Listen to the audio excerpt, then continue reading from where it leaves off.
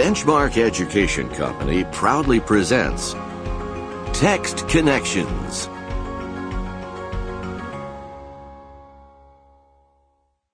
Follow along as we read.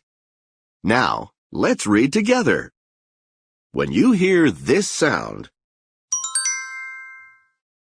turn the page. Ostrich's long neck. 2 African Pourqoi tales. Retold by Leslie Favor. Illustrated by Gary Freeman and Matt Johnson. About narrative fiction. Narrative fiction tells a story with a beginning, a middle, and an end. Narrative fiction stories have characters and events. These stories may be realistic or imaginary. They may be set in the past, the present, or the future. About Pourqoi tales. Pourqoi tales are entertaining stories that explain why or how things happen. They allow us to think about what caused the things we see in the world. Usually the characters in Pourqoi tales are animals. Sometimes they are other things in nature, such as the sun, the sky, or the sea. Pourqoi tales often point out flaws that people have, such as being boastful, proud, or impatient. Ostrich's long neck. 2 African Pourqoi tales. Retold by Leslie Favor. Illustrated by Gary Freeman and Matt Johnson. Table of Contents. How Crocodile Gave Ostrich a Long Neck. Page 2. How the Ostrich Gave Himself a Long Neck. Page 12. How Crocodile Gave Ostrich a Long Neck. The noontime sun was bright and hot as Crocodile swam in the cool river. "I am hungry," he said. "I need a snack." Crocodile swam to the riverbank and crawled up into the shallow water. His long nose rested on the soft mud, and water washed over his rough back. Crocodile pretended to cry. "Oh, oh, oh! My tooth hurts. Can somebody help me?" Zebra was eating grass nearby, and he heard Crocodile. Zebra walked over to the water's edge, but he kept a safe distance. "I know your tricks, Crocodile," said Zebra. "You don't really have a toothache. You won't catch me for lunch." And Zebra trotted away. "Oh, oh!" Crocodile said sadly. "My tooth hurts so badly. Can somebody help me?" Crocodile tears rolled down Crocodile's face. Plop, plop went the fake tears as they fell upon the water. Monkey was swinging through a tree nearby, and he heard Zebra. Monkey dropped to the ground and skipped over to the river's edge, but he kept a safe distance from Crocodile. "You old trickster," said Monkey. "You don't expect me to believe that your tooth really hurts, do you? I will not be tricked into being your lunch." Monkey giggled and danced away. Crocodile sighed.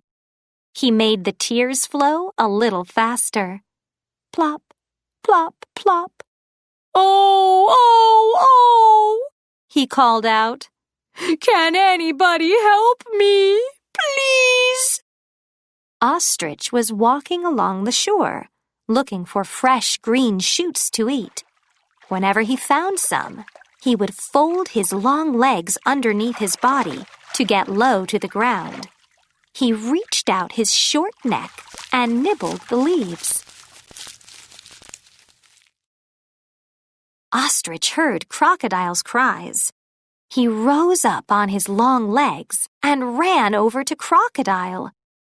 "Oh, help me, kind Ostrich," said Crocodile. "I have a sore tooth. Please take a look inside my mouth." Ostrich put his head into Crocodile's mouth. "Which one is the sore tooth?" asked Ostrich. "It's in the back," said Crocodile. "I still don't see a sore tooth," said Ostrich. Smack! Crocodile snapped his mouth closed. Ostrich's head was trapped inside. "Let me out!" shouted Ostrich. "Let me out!" He pulled and pulled, but Crocodile held tight to Ostrich's head. Ostrich pulled harder. Then he pulled even harder. Suddenly, his head popped free of Crocodile's mouth. He ran as fast as he could away from the river.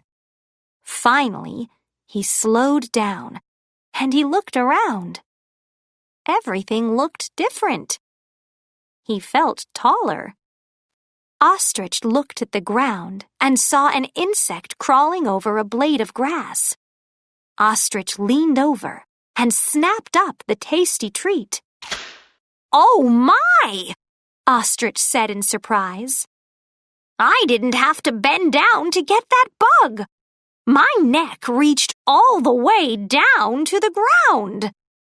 And thanks to Crocodile, that is how Ostrich got a long neck.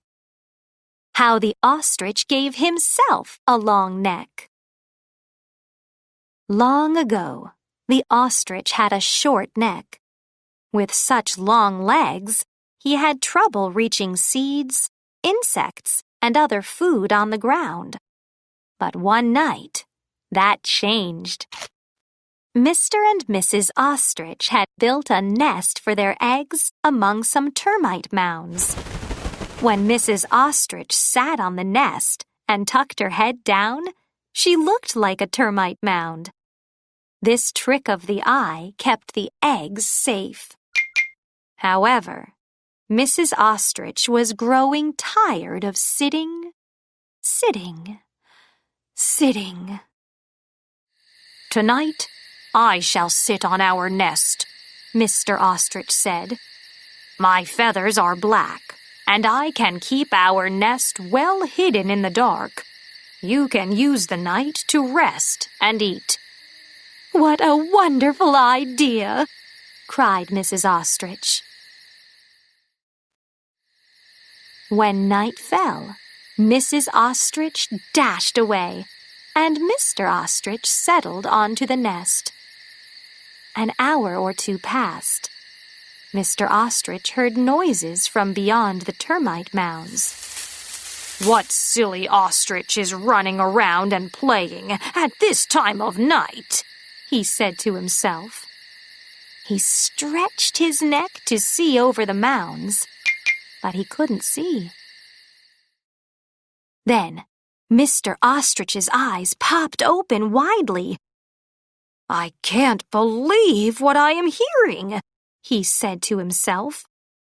"It is my wife.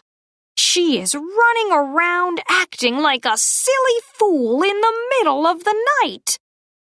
Mr. Ostrich peered into the darkness. He stretched his neck even more toward the termite mounds to hear better.